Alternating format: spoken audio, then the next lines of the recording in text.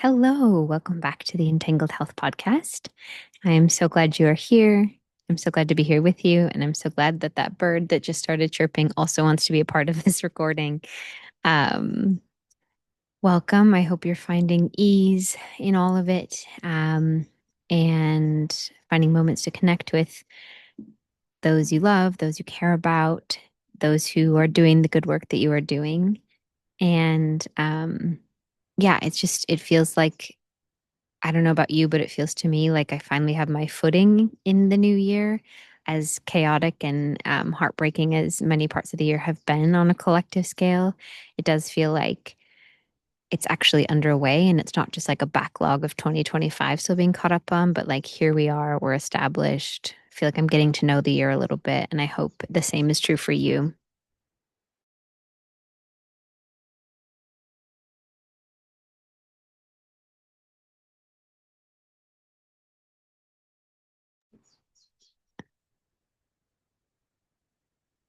Um, and you are feeling like, okay, it's time to, the year is under swing. We feel like we've got our footing a little bit, and it feels like you can finally come up for air. I would love to connect and talk more about how we can work together and sort of dream and scheme for the year ahead. And I've got some availability for Story Lab sessions, which is my beloved strategic um, sessions that, within 2 to 3 hours, we can create something that you will use for five years and beyond. And it really ties into, and then of course, if you're looking for more done for you support or long-term engagements, I have a little bit of availability left this year, and just, yeah, would love for you to reach out and book a time for us to connect and talk about what might be possible as we think about working together. And um, part of what I think about a lot and deal with alongside clients is this sense of urgency, right? And, even in talking about how we're grounding into this year, it can feel like, you know, um, it felt like everything was urgent up until this point. It remains urgent, and national priorities are urgent, organizational priorities are urgent, communal priorities are urgent, personal and professional. Well, and there's so much of it. And something that is so clear to me is that there's a way to do things. And the way that I work with clients is we move quickly and we move effectively and efficiently, but we skip the urgency because we all know, like, even when I say that word, maybe you feel it, that sense of urgency. It's like it tightens us, and it makes it so that it's harder to see possibilities and harder to see where we can go together and make some of those connections that might not be obvious right off the bat, but are actually really, can unlock so much in terms of collaboration and what becomes possible through partnership. And so I just wanted to get on. This is actually going to be a two-part conversation. The first will be about organizational urgency and like the impact of urgency on your organization itself. And then the second part will be about the impact that urgency has on communities. And so,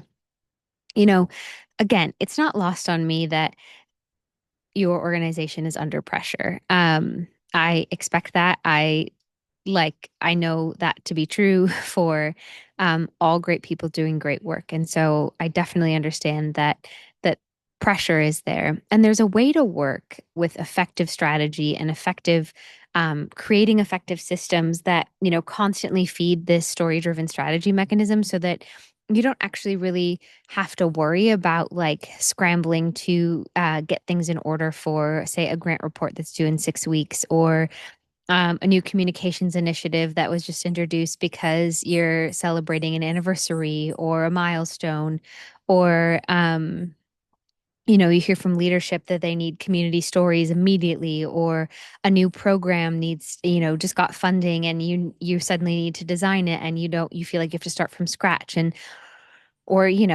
annual reports and reporting and grant reports and all of those things, and they all have, yes, timelines and deadlines, and we want to do them well, and you do them well. I know that for sure about you. And I want to think about how we can do them well in a way that doesn't lead to burnout, doesn't lead to community distrust, doesn't lead to that tokenization of using the same voices over and over, and doesn't cause you to have to shift policy or practice in a way that like causes upheaval in your organization. And so yeah. So I think like through a story driven strategy, we create this system that I talk about all the time where we do the deep listening work, and it's this circle that feeds itself. So we do the listening work, and then from there we have all of these beautiful stories that you can create communications assets with and advocacy assets with. And these are the types of stories that really move decision makers and funders. And so you have that bank of stories, and then you also have all of this information from communities about what they want and what they need. And when you have that, you can, that's an evergreen bank of stories. And then you can also build, strategy off of that. Because then if you know what your community needs and wants, then you know what programs need to be put in place or why people aren't accessing the programs that are available and how to improve them. And so we get to this place where the strategy can be really based in the needs and desires and wisdom and wants of the community. And that community, of course, also includes your teams, your staff who are the experts in what they do. And so when we create our strategy from there, then you've got buy-in. And when you, as we all know, when you have buy-in in a strategy, it doesn't just sit on a shelf, it becomes embodied. And then through that, you have greater impact because you have the trust. And this is a strategy that everybody wants to see thrive. So then you follow it along, and then it builds momentum. And then, of course, your funders and your leadership love that impact, that increased impact. And they're like, oh my goodness, what are they doing? They're magical. And so then funding and influencing policy decisions becomes easier, and there's less tension. And so then you have, an opportunity to listen again about the impact. And then you just continually, over and over repeat this. And so, um, this can happen quickly. It doesn't have to be a long, drawn out process. As I mentioned at the start, like even in a story lab session and, um, a couple hours together, we can get so clear on where there are opportunities in your community and organization for story driven strategy. Maybe you can hear that bird singing in the back. It has a song to sing, and I'm going to let it sing.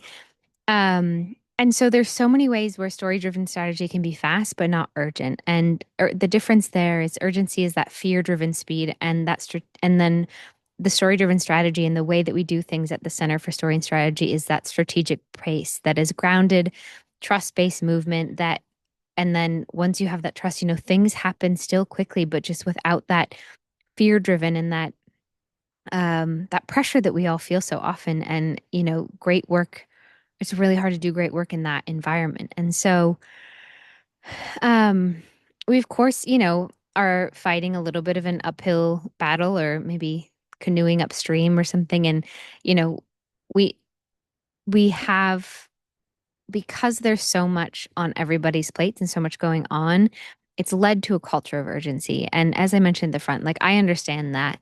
And and like, political timelines and decision making timelines can be in up against grant cycles and so many things. And so, the water we swim in asks us for urgency, but at the base of what that is asking for efficiency and asking for um outputs. And when story driven strategy is given a chance to thrive, you won't have to worry about not having the stories, or not having what you need for the grant report, or not having a strat, or having having to respond to a question of why didn't we meet these strategy objectives, because you already have buy-in from the community and from your teams. And so that like the strategy is going to take you there. And so there's not this worry or sense of like we need to implement this whole thing on the side that is the strategy that was handed down, but more so we created this strategy that everybody has buy-in for, and like here we go. um and so, urgency culture has come for all of us, but it's just so clear in the work I do with clients, and in the still fast paced, still efficient, still grounded in trust, that, I always come back to this idea that I have of entangled health, right? Like all of our health is intertwined with the different parts of our health and each other's health and the systems that we live within. And it's just the reality that interdependence can't be rushed, um and having a strategy that works takes that deep listening and that time that's set out at the beginning to get to the bottom of like what needs to be heard, what needs to be listened to, what needs to be turned into strategy, what needs to be left behind. That time spent in the beginning saves so much time in the end and sets you up with these operations and systems where you don't have to worry about scrambling in the future because you're not worried about not having what's being asked for or not knowing, how to fill out the grant report and things like that. Cause you always have, this bank of wisdom and community wisdom that can go in and show the impact of the work you all are doing. And you're living out a strategy that is that funders drool over, which is, one that is driven by community and your organization in tandem as teammates. And, that's the thing that I see being funded most right now. And so, how you get in on that is by creating that type of strategy, living it out, and then, having all of these assets that come along with listening deeply to your community, building that archive, building those communications tools as well that are based in the lived experience of your team and the communities you serve. And so, something that happens that I see a lot, one of the main pitfalls of urgency is I can see organizations like turn to extractive storytelling where they're, gathering stories to meet a deliverable. And there's this lack of like relational container and there's no feedback loop and um, no repair if harm happens. And the storytelling itself just feels, yeah, in the title itself, like extractive.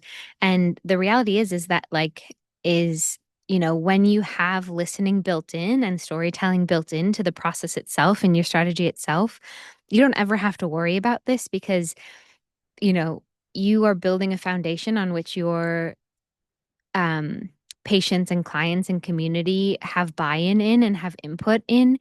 And that you also, like, in addition to that, have all these stories that you can pull from. And so you never have to worry about like a last minute um, sort of scramble to gather stories and do it in this extractive way because that like the basis of your work has been that listening and that you have this evergreen bank of stories and wisdom and insights that your organization is not only listening to and honoring and sharing and turning into communications but also making decisions based off of and pinning a strategy to. And so, this approach makes it so that communities we avoid communities feeling used or, stories becoming that marketing rather than strategy. And again, the stories that are collected through a story-driven strategy process can certainly and are used in marketing and communications, but in an authentic way where the story really resonates with the audience and feels real and true. Because we all know when we've heard like an over polished story or an over marketed story, and we're like, nah, I don't know about that. But like these types of stories that we get from this type of listening are really the stories that move decision makers, move funders, because there's that inherent authenticity in them. Excuse me. And, as we all know, and as you probably have experienced, that urgency creates um, a really challenging work environment. And it's can often be like with reactive decisions and last minute pivots um and so one us through a story driven strategy and through this process that we do at the Center for Story and Strategy, a um we create something that has staff buy-in and that has staff at every part of it and has them as like some of the main holders of wisdom as well. And so it, and then they also have buy-in in the strategy, and it's not something that's just like handed top down, but is built sort of with them in collaboration with them and the communities you serve. And so it's one of those things where it, this really reduces staff burnout and keeps them connected to why they came to the work and the work they want to do, and it keeps them from having that sense of disconnection. And as we all know, like turnover is very costly and so much important wisdom is lost when there's high turnover. And a big reason for that turnover is because staff feel like they're not able to do the work that they got into this line of work to do. Whereas when we have a story-driven strategy that's been built with the input of staff and the input of community and feels to them tied to the morals and values that they came to the work to do, then, there's so much more opportunity for having um that feeling of connection to the work and that feeling of the impact that they got into the line of work to do. And then there's so much less opportunity or less of an occasion, to leave the work, to experience burnout or that moral injury that we never want to, you know, subject our staffs to. And so it just, it's one of those good for everybody type of strategies. And And, urgency also can bring up this other pitfall of that shallow strategy, right? Which I've mentioned briefly in this conversation. There's those surface level themes, the simplified narratives, the top three findings reports, things like that. And those can just feel a bit, they are a bit shallow and they can feel a bit shallow and don't always land well with the community if it even reaches the community. But with a story driven strategy, there's that the deep interpretation and that deep listening that makes it so that any strategy document that emerges is a mirror of the wisdom and the knowledge of staff and of communities as well. And yeah, and so that urgent approach with that surface level misses the opportunity to go deeper. And when you go deeper, like so much more arises and so much more on the other side becomes so much easier because again, you're not in that frantic state of of urgency. Yeah. There's no better way to use it than the word itself. And so, I can understand too that there's a sense that urgency feels efficient, but as we've likely all experienced, often when we do things under urgency, we end up redoing the engagement or need to do community repair work or rebuild trust later, or there's the strategic confusion or the staff disengagement. And so the approach of slowing down for a little bit, stopping to do the wisdom gathering and the story gathering and then building from there, prevents all of this and makes it so that you only do the work once, and it saves so much time in the future so that there won't be these like constant fire drills all the time, whereas rather you'll just be like, okay, you've got your systems in place, that you've got a strategy that people are bought into, where you're going, you have your North Star, and you have all of the tools that get you there. And when funders reach out and they want to hear testimonials, you have them because you've listened. And when a great grant opportunity comes and seemingly out of nowhere, but the deadline is in a week, it doesn't feel like this terrible scramble. It's like, okay, we've got, such a clear sense of where we're going and what we're doing and how the community is involved and how the community has informed it that, like I said earlier, like funders drool over that kind of thing. And that's the kind of work that is like philanthropy, especially, is so eager to fund right now. And leadership teams at health organizations I see over and over are so eager to fund that right now. And so, um, yeah. And so, just to close is that, story driven strategy is always going to be fast and efficient, just not urgent. And, um, like especially with the work that I do at the Center for Story and Strategy, we can design a listening strategy quickly and host a 3-hour story lab session, and then we've got clarifying goals within a few weeks, and under with that deep understanding of where your organization is and where the opportunities are within the work you're doing now. So it's not like, okay, well, in order to do this we need to hire somebody or build a whole new system. Like, no, not at all. Like, all you need to do is spend a few hours together, and then we will send you a brief that sort of is really a roadmap into the future of having a way to implement this. And it just is so, it almost sounds too simple and too easy, which is why I'm yammering on and on and on about it all the time, is because it's this intervention that gets to the core of some of the most pressing problems in the health and justice fields. And within just a short time together, we can get so clear on what's needed and build it, just individually for your organization so that you all know what needs to happen.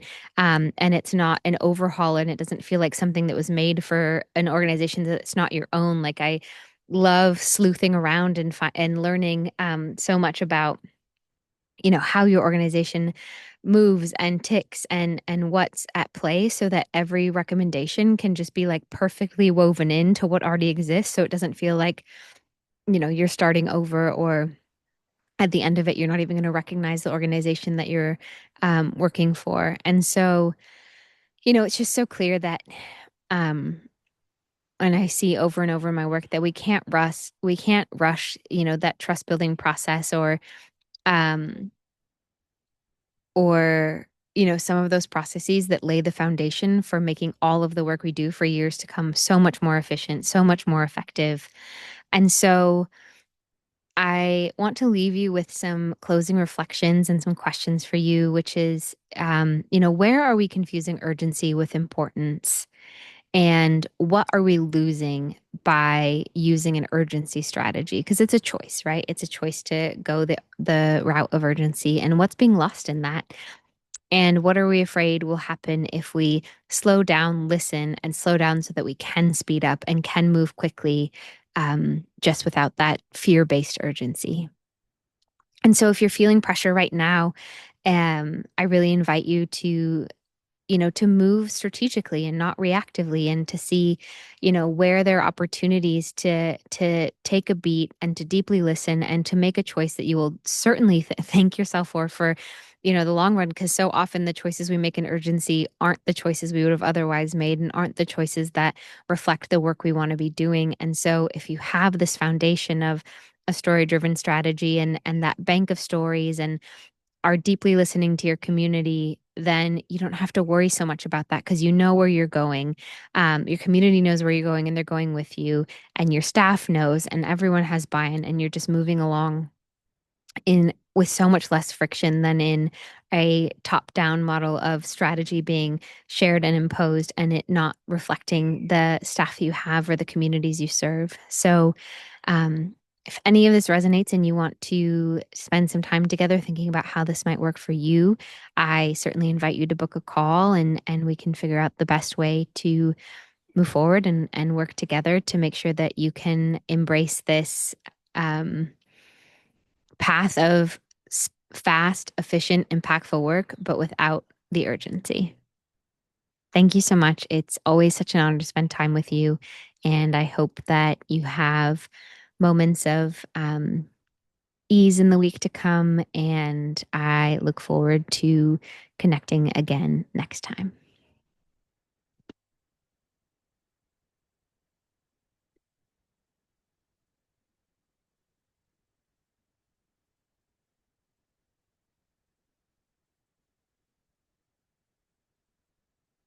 Okay, welcome back to the Entangled Health Podcast.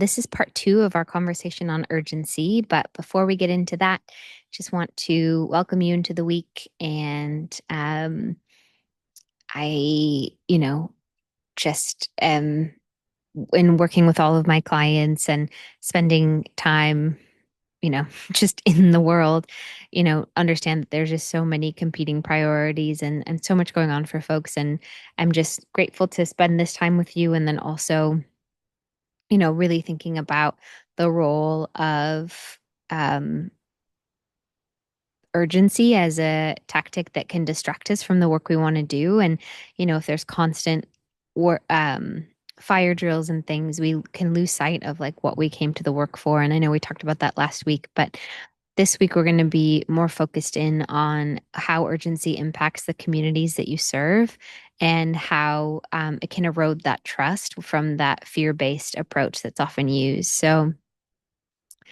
um, I'm working now with a client and doing a lot of deep community listening to build a strategy. And um, something I've heard a lot in the conversations I've been having with community members and partner organizations is that um, from community members who feel like they've shown up to listening sessions and events and have shared things and insights, but never really hear back and feel like that there's consensus in their community about what's needed and wanted, and they just don't know where to actually get that insight shared. And so it just feels so shared, I guess, beyond shared, listened to. And it just feels so, um,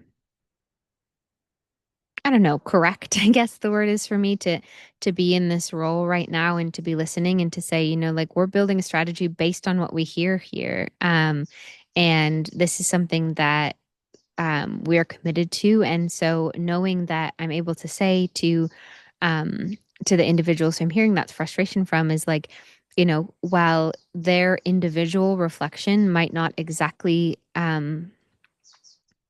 line up with or become, a strategic priority, it's that their voice is added to, and one, their voice is heard and recorded and shared. And so that if they want their story, um, you know, elements of their story to be, to share about the impact of the organization and things like that. But in these times, because often the stories have, the highs and the lows, right, of working with this organization and the things that went well and the things that are challenging. And so, I'm just really reflecting on how meaningful it is to be able to say, like that's not what's going to happen here, right? Like we are creating something based on what we hear here. And so they will see themselves and their community members and the people they care about reflected in the strategy, even if it, again, it isn't their like exact one-to-one ratio of I said this and now this happens. I think there's this really important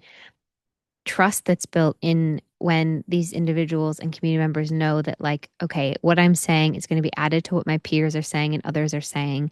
And with that, we are going to create something that um, reflects all of us. And it might not have, my exact imprint on it, but like I contributed to it. And what I know is that the people in my community, like, are being honored through this report and are going to see themselves as a whole in the strategy that comes next and in the work that comes next.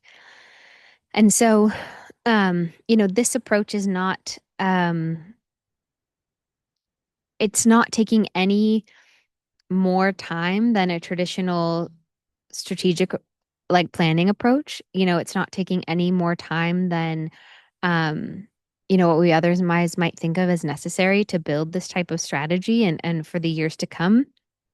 But it is this the way we're doing it has so much dignity and so much trust building. And I've seen how it's impacting the community and just in the way that people are, coming to contribute and say, I heard from so and so that this is a good project that I want to be a part of because I want to, actually contribute, and it can rebuild so much trust that's been lost in previous instances of maybe extractive storytelling or maybe oversight in who needed to be listened to and who needed to be a part of decision making. And so it just like so much trust rebuilding can happen in the process of also then building a strategy that will build trust, if that makes sense. Um, and so, I've heard so often when I come into organizations and start listening to their communities about that they have, the communities have this listening fatigue. There seem to be these repeat engagements with no visible outcomes. Um, and that they, are data sources and but they're not like co-deciding. And again, with a story-driven strategy, it's not like you have 100 people at the table deciding, but it's that this deep listening takes place before the strategy as a part of data gathering for the strategy. And then so then you can say to every individual who participates, like, our strategy is going to reflect everything we hear here. And that's just, takes away so much friction and lack of trust.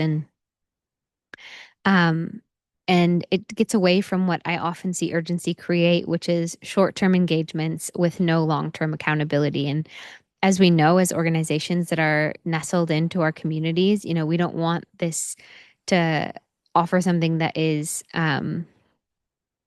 like it seems like we're in and we're out and we're in and we're out and we're like flighty. We want to really offer things that um, show that we are long-term invested in the community, and involving your community and creating a strategy through listening to them is a way to say, like, we are here with you and alongside you, and we're going to do this, with all of us are doing this together. And something else that I see in the impact that urgency has on communities is a lot of times, especially in that story gathering phase and that deep listening, when we're listening to inform the strategy, but also for those stories that will make great communications tools and assets, is when stories are rushed. There's this, um, so often, when there's that urgency, what I see happen is people get handed talking points, um, or um like other, like, make sure you talk about this and this, and it can be really detrimental, because I say this all the time, but the best stories happen when we release our grip on them, and we can only release our grip on them if we don't have this fear-based urgency, but rather allow people to talk. We can of course have our communications um guidelines later in the, like, what stories are shared and things, but great stories don't come from telling people how to tell their story. Great stories come from opening up and creating a space for people to tell their story, um and then finding the stories that meet our communication goals afterward, and not trying to reverse engineer it by forcing stories into our communications goals. And you'd be surprised, sometimes we think, like, oh, things need to be said this way to meet our communications objectives, when in reality, it's, we learn all these new ways of saying things and thinking about things because someone says something in a way we never would have thought, but that does work for how we communicate, and we can share it, and it does move decision makers and becomes an advocacy tool. And we never would have thought of it, but our community members, that's how they think about their experience and talk about their experience. And so, yeah. And so when stories are, met with this urgency, we lose that nuance and we lose that context, and, and just that dignity, and storytelling, as I always say, is a trust building exercise. And so when we add fear based urgency with it, we lose that trust, rather than using it as a way, as I mentioned with the client I'm working with right now, as a way to rebuild that trust. And urgency often comes out in reinforcing power differentials. Like when an organization with power in a community or over an individual, like a healthcare organization or a nonprofit, especially those with direct services, comes and says, I want to hear your story, and we have 3 days, and this, that, and the other thing. It rushes through a process that necessarily needs some honoring of power dynamics, and doesn't take into consideration, the impact of saying yes or no on somebody who seeks services and from your organization. And so this urgency really tends to disregard community readiness, community safety, community sovereignty. Whereas when you come in with a story-driven strategy approach, for some time that deep listening is going to be built into the process. And so that, will have this cyclical system of deep listening and story recording, so that you'll always have this bank, and you're never going to be worried about having to rush and get stories, but you have it built in, and it's braided within the organization. And yeah, and so when we choose, like, a strategic pace and a story driven strategy pace, communities experience these clear expectations, transparent timelines, um, clear feedback loops, that shared ownership, and then they also, that shared ownership of the strategy that they're then going to implement. And so it's just so much more meaningful and so much more like buy into a process rather than like exchanging for a story. It's like I'm buying into this process and making myself a part of this like strategy and process that will go on um, for years to come. And so trust building is not, again, not slow. This approach is not slow, it's efficient. And then it's even more so efficient because once it's done well, you have that trust and buy-in to go forward and move forward, um, at a pace with less friction and less frantic, urgent, you know, approaches. And so, um, yeah. And so I just think it's so important to think about this as, what it means to take away urgency without taking away speed, and to reframe as like you have time to listen in the beginning because everything comes from there. And if you do that right, you save yourself so much time, so much money, so much staff burnout, so much um fun you like opportunities for funding, grant cycles, um ways to woo your boss. There's just like endless things that come when we start with listening and start with a story-driven strategy. And and so, and we always, hear this that we have to move at the pace of trust and work at the pace of trust. And a story-driven strategy, what it does is it starts with trust and trust building so that everything else from there comes from that foundation of trust. And as I mentioned, it can be a trust rebuilding exercise just to listen in the first place. And then more trust is shown when the strategy emerges and it reflects the community. And there's just all these like moments where that trust is compounded on and built. And then it feeds into that circle and cycle I was talking about earlier, where it's like, okay, and then your next strategy has even more buy-in because you've had more impact and funders are excited about it. And so, um, yeah, so that's just what I'm thinking a lot about when I'm thinking about urgency. And thank you so much for being here today. And just know that I understand I understand what it's like to feel so much urgency. I'm someone with an immense amount of like urgency in my body all the time that I just need to like contend with and and uh meet and be in conversation with. So like I understand well what it feels like. And I see over and over and over for over a decade with clients of what happens when we take urgency away. We honor the need for speed. We honor the need for trust at the same time. Both are possible at the same time, and we get where we want to go. So, if you want to find a time to talk more about any of this, I invite you to book a call from the show notes below. And thank you for your time. It's not lost on me that amidst all of the urgency, you took some time to stop and listen to this. So, thank you so much, and sending you so much care in the weeks to come. And we'll be in touch soon.